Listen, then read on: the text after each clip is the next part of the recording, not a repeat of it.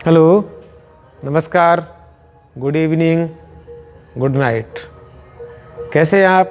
ये शाम का समय है तो गुड इवनिंग गुड नाइट तो बनता ही है। आप हमारे YouTube चैनल में जुड़े रहें, बने रहें और एक बार फिर पुनः हमारा Baghel sir chemistry YouTube channel आपका स्वागत करता है। तो हमारे YouTube चैनल को लाइक, शेयर और सब्सक्राइब करने के लिए आपका बहुत बहुत धन्यवाद। हमारा जो टॉपिक है, जो उद्देश्य है, वो आप तक शिक्षा पहुंचाना है, आप तक केमिस्ट्री को सरल से सरल करना है।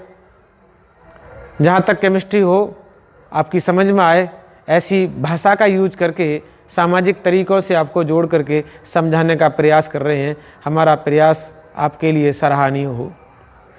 चलिए, पिछले वाले वीडियो में हमने पढ़ा था केमिस्ट्री के जो NCERT कोर्स है उसकी केमिस्ट्री के लेसन नंबर 2 बिलियन में बिलियन के जो अणसंख्य गुणधर्म होते थे, वहाँ से हमने दूसरा पॉइंट लिया है, वो है हमारा क्वथनांक में उन्नयन। क्वथनांक में उन्नयन है क्या कि शुद्ध विलायक का जो बाष्पीकरण की क्रिया, यानी वह ताप जिस पर शुद्ध विलायक बॉयल होता है, उबलता है, वो उसका शुद्ध विलायक का वाष्प क्वथनांक कहलाता है। जब शुद्ध विलायक में कोई विलेय पदार्थ मिला देते हैं तो विलयन का क्वथनांक जो है वो बढ़ जाता है, इसे कहते हैं क्वथनांक में उन्नयन। आइए फिगर को देखते हैं। ये फिगर यहाँ पर वाष्प दाब है, नीचे हमारा ताप है। यहाँ हमने वाष्प दाब में 1 atm दाब ले लिया। वाष्प दाब के लिए क्या लिया? 1 atm दाब लिया। और 1 atm दाब में किसी बिंदु पर जाकर के, यानी हमारे टेम्परेचर के किसी बिंदु पर जाकर के और 1 atm दाब पर कोई शुद्ध विलायक जो है वो क्वथन होता है। जब इसमें कोई हम विलेय पदार्थ घोल देते हैं तो उसका विलयन का जो क्वथनांक है वो बढ़ जाता है। विलयन का क्वथनांक कैसा हो जाएगा? बढ़ जाएगा। जब बढ़ जाएगा तो उसे हम क्या कहते हैं? बढ़े हुए क्वथनांकों को क्या कहते हैं? यानी इस विलयन का क्वथनांक क्या कहलाता है? हमारा TB कहलाता है। और जो शुद्ध विलायक का क्वथनांक है वो है TB0। क्या है वो? TB0 है। तो अवनमन कैसे निकालेंगे? अवनमन का मतलब होता है इन दोनों के बीच का ये डिफरेंस।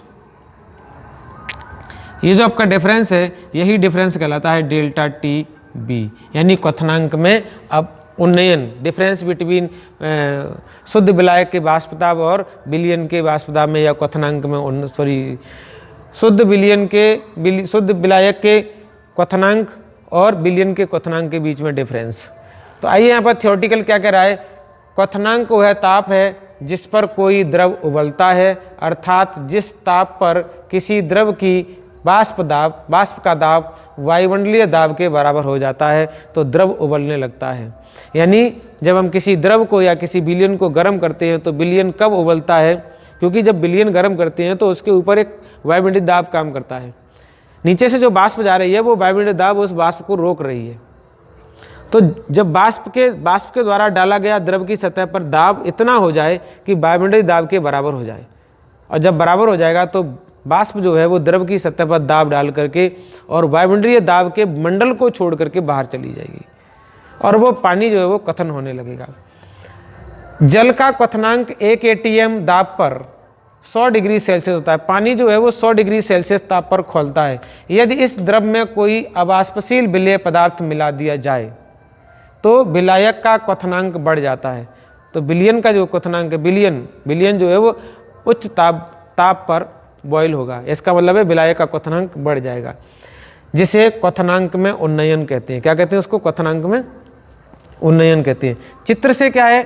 TB0, यानी ये जो मान है हमारा, इसे हम इधर लिख लेते हैं, ताप केल्विन में मापते हैं। ये जो मान है वो हमारा क्या है? TB0 है, शुद्ध विलायक का वाष्प दाब। तो वो क्या कर रहे हैं? TB0 शुद्ध विलायक का क्वथनांक है। यदि इसमें कोई अवाष्पशील विलेय पदार्थ मिला दिया जाए, कोई अवाष्पशील विलेय पदार्थ मिला दिया जाए तो क्वथनांक TB हो जाता है। कितना हो जाता है?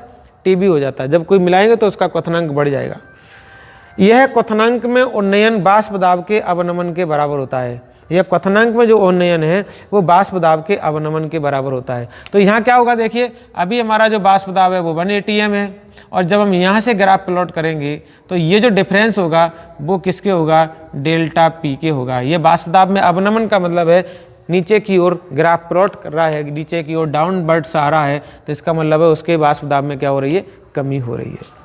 हालांकि इसकी चर्चा इस एनसीईआरटी के कोर्स में नहीं की गई है, लेकिन मैं फिर अभी बता दे रहा हूँ। यह क्वथनांक में उन्नयन वाष्प दाब के अवनमन के बराबर होता है और वाष्प दाब अवनमन बिलियन में उपस्थित मोल अंश के समानुपाती होता है, जो पिछले वाले वीडियो में हमने पढ़ रखा था। चित्र से क्या है, TB minus TB zero equal to क्या होगा, डेल्टा टीबी। और डेल्टा टीबी क्या है, डेल्टा टीबी जो हमारा है वो है क्वथनांक में उन्नयन। डेल्टा टीबी का मान जो है वो यहाँ से हमें पता है कि इतना जो डिफरेंस आ रहा है वो इसके बराबर आ रहा है, तो डेल्टा टीबी इक्वल टू क्या होगा, डेल्टा पी के होगा। हालांकि इसकी कोई चर्चा है नहीं हमारे इस कोर्स में, इसका मतलब ही खत्म हो रहा है। तनु विलयन के लिए ऐसा विलयन है जिसमें विलेय पदार्थ कम घुलाए और विलायक ज़्यादा हैं। तनु विलयन के लिए क्वथनांक का उन्नयन डेल्टा टीबी विलयन में उपस्थित विलेय के मोलल सांद्रता के समानुपाती होता है। अर्थात जो डेल्टा टीबी का मान है क्वथनांक में जो उन्नयन है वो उसमें घोले गए विलेय पदार्थ की मोललता के समानुपाती है, यानी मोललता के समानुपाती है। तो क्या लिखेंगे हम, delta TB is equal to M. M क्या है, हमारी molality. Delta TB is equal to K B into M. K B क्या आ गया, हमारा एक समानुपातिक स्थिरांक आ गया, जिसे हम क्या कहते हैं, मोलल उन्नयन स्थिरांक भी कहते हैं, क्वथनांक उन्नयन स्थिरांक भी कहते हैं, जिसका मात्रक जो है वो केल्विन किलोग्राम मोल इनवर्स है। अब क्या करेंगे हम, ये समीकरण नंबर 1 डाल दिया। समीकरण नंबर 1 में जो मोललता है वो मोलल सांद्रता हम m बराबर क्या लिखेंगे, विलेय का भार इंटू 1000 अपॉन विलेय का अणुभार इंटू विलायक का ग्राम में भार।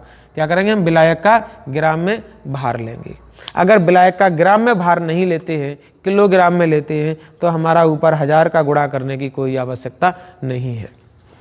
आइए फिर क्या करेंगे, ये जो मान है m का वो हम इसकी जगह रख देंगे। m का मान जो है वो समीकरण 1 में रख देंगे, तो क्या बनेगा, delta T B is equal to K B, और m का मान क्या है, W2 इंटू 1000 बट्टे M2 इंटू W1। तो ये हमारा क्या है, क्वथनांक में उन्नयन जो है उसका सूत्र फॉर्मेट हो गया। इसमें 1 2 3 4 5 पैरामीटर्स हैं, उसमें किसी भी पैरामीटर्स का आपको मान निकालना हो तो हम इस फॉर्मेट से निकाल सकते हैं, इस फॉर्मूला से निकाल सकते हैं। आगे क्या कराए, हमें मोलर द्रव्यमान निकालने का भी सूत्र पूछा गया था, तो हम इसको क्रॉस मल्टीपल कर देंगे, तो M2 बराबर क्या होगा, K B into W2 into 1000 upon delta T B into W1 gram में। ग्राम नहीं लेते हैं, अगर किलोग्राम लेंगे तो 1000 का गुणा हम नहीं करेंगे।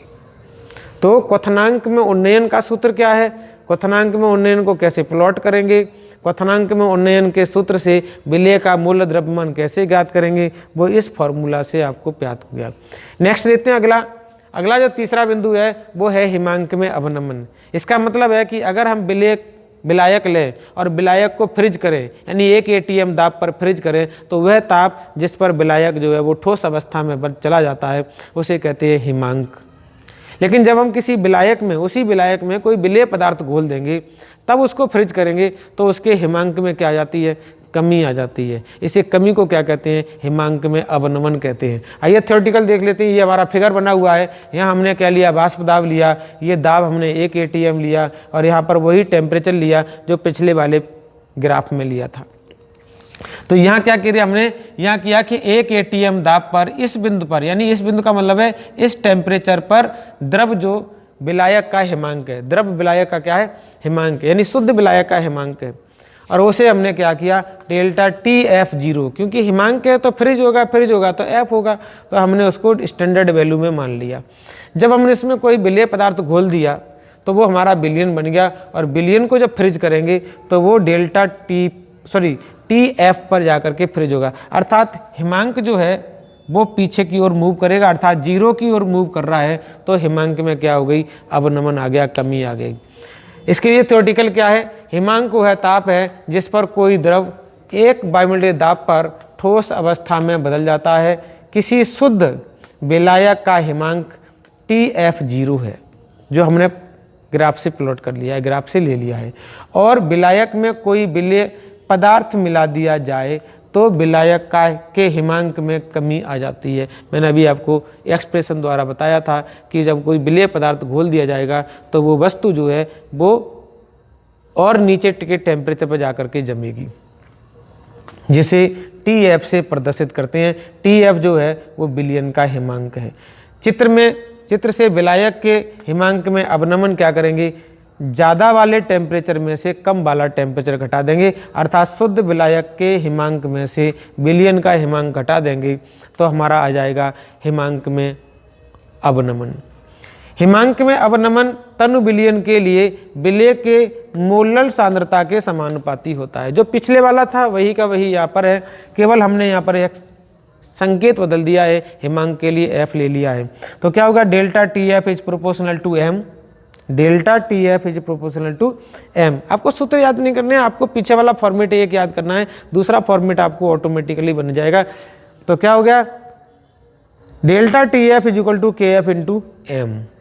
समीकरण नंबर 1 डाल लिया इसको। KF क्या कहते हैं, हिमांक अवनमन स्थिरांक कहते हैं। दूसरा इसका नाम है मोलल अवनमन स्थिरांक कहते हैं। तीसरा इसका बिंदु और है क्रायोस्कोपिक स्थिरांक भी कहते हैं, जिसका मात्रक जो पीछे वाले उन्नयन में था वही यहाँ पर है, केल्विन किलोग्राम प्रति मोल है। मोलर सांद्रता का मान लिख लिया, मोलरता का मान लिख लिया। मोलरता क्या होती है, हमने विलयन की सांद्रता ज्ञात करने की विधियों में पढ़ा था कि मोलरता बराबर होती है विलेय का भार इंटू 1000 अपॉन विलेय का अणुभार इंटू विलायक का भार ग्राम में। पीछे वाले बताया था हमने, अगर हम यहाँ ग्राम नहीं लें, किलोग्राम लें, तो हमें ऊपर 1000 का गुणा करना नहीं पड़ेगा। यही मान हमने ऊपर वाले समीकरण नंबर 1 में M की जगह रख दिया तो क्या बन गया, डेल्टा TF बराबर KF into W2 into 1000 upon M2 into W1 gram में। हमें क्या निकालना है, हमें निकालना है वैल्यू किसकी निकालनी है, मोलर द्रव्यमान निकालना है विलेय का। तो विलेय का मोलर द्रव्यमान बराबर क्या हो जाएगा, KF into W2 into 1000 upon delta TF into W1 gram में। तो इस प्रकार हमें हिमांक में अवनमन भी निकाल सकते हैं किसी विलयन का। हिमांक में अवनमन कितना हुआ विलेय पदार्थ के घोलने पर, और उससे मोलर द्रव्यमान विलेय का कितना आएगा वो भी निकाल सकते हैं। और यहाँ पर भी हम क्या करेंगे, क्वथनांक में उन्नयन निकाल लेंगे, और क्वथनांक में उन्नयन निकाल करके उस सूत्र के द्वारा विलेय का जो मोलर द्रव्यमान होगा उसको भी हम ज्ञात कर सकते हैं। चलिए आगे, इस पार्ट से रिलेटेड तो है ही है, लेकिन आपके बोर्ड की दृष्टि से ये इम्पोर्टेंट नहीं है, फिर भी मैं आपको बता देता हूँ। वो क्या है, बॉन्टहॉफ के अनुसार, एक वैज्ञानिक है बॉन्टहॉफ, जिन्होंने विलयन के बारे में, जो अभी अभी विलेय पदार्थ घोला जाता है वो आयनित होगा या संगुणन करेगा, उसके बारे में चर्चा की है। वो हम आगे के वीडियो में बताऊँगा, तब तक के लिए आप इसका इंतज़ार करें। तो वो क्या करें, बॉन्टहॉफ के अनुसार केबी क्या है, केबी और KF दोनों एक ही बात है। KB और KF अलग अलग शब्द है, लेकिन वहाँ सूत्र में फॉर्मेशन एक ही प्रकार का होता है। KB क्या है हमारा, क्वथनांक में उन्नयन स्थिरांक को विलायक के, अब विलायक है, अब विलेय नहीं आएगा, विलेय की जगह क्या आएगा, विलायक के वाष्पन की गुप्त ऊष्मा से निम्न प्रकार प्रदर्शित किया जाता है। तो अब KB क्या होगा, KB एक उन्नयन स्थिरांक है। तो उन्नयन स्थिरांक जो है वो विलायक की कंडीशन पर डिपेंड करता है। तो यह क्या लिखा, संबंधित किया जा सकता है, KB क्वथनांक में उन्नयन स्थिरांक इज इक्वल टू विलायक का मोलर द्रव्यमान इंटू R गैस स्थिरांक into TB square. TB square क्या है हमारा, जो वॉल्यूम विलयन का क्वथनांक का वर्ग स्क्वायर इंटू नीचे क्या होगा, upon delta vaporisation energy. Vaporisation energy का मतलब है वाष्पन की गुप्त ऊष्मा, यानी वाष्पन की गुप्त ऊष्मा इंटू 1000। इस फॉर्मेट से हमारे कई सवाल भी निकाले जाते हैं, वो जो सवाल दिए होंगे उसमें ये चीज़ें आपको, वाष्पन की गुप्त ऊष्मा दी होगी, R का मान दिया होगा, और विलयन का क्वथनांक दिया होगा, और विलायक का अणुभार दिया होगा। इस तरीके से हमें क्या होगा, क्वथनांक में उन्नयन स्थिरांक निकाल लेंगे। आइए इसी प्रकार क्या करेंगे, हमें बाकी का करना कुछ नहीं है। यहाँ पर हमें KB की जगह KF लिखना है। M1 हमारा वही है विलायक का अणुभार, R वही है हमारा गैस स्थिरांक, TF क्या है, विलयन का हिमांक का वर्ग अपॉन यहाँ जो डेल्टा H फ्यूजन आएगा उसका मतलब होता है कि उसकी गलन ऊष्मा, गलन की गुप्त ऊष्मा क्या कहते हैं, डेल्टा फ्यूज H गलन की गुप्त ऊष्मा इंटू 1000। इस सूत्र के आधार पर हम बिलियन के हिमांक में अवनमन और बिलियन के क्वथनांक में उन्नयन का मान भी निकाल सकते हैं, जो कि हमारे बोर्ड की दृष्टि से कम इम्पोर्टेंट है, इसलिए हम इसे निगलेक्ट भी कर सकते हैं। आपको जो फोकस करना है इन दो सूत्रों पर फोकस करना है, इस पर और इस पर। इन दोनों सूत्रों से न्यूमेरिकल आते हैं जो कि आपको हम थ्योरेटिकल के एंड के बाद कराएंगे। तब तक के लिए हमारे साथ बने रहें, जुड़े रहें हमारे Baghel sir chemistry YouTube channel में। हमारा बघेल सर यूट्यूब केमिस्ट्री आपको जुड़े रहने के लिए बहुत बहुत धन्यवाद देता है।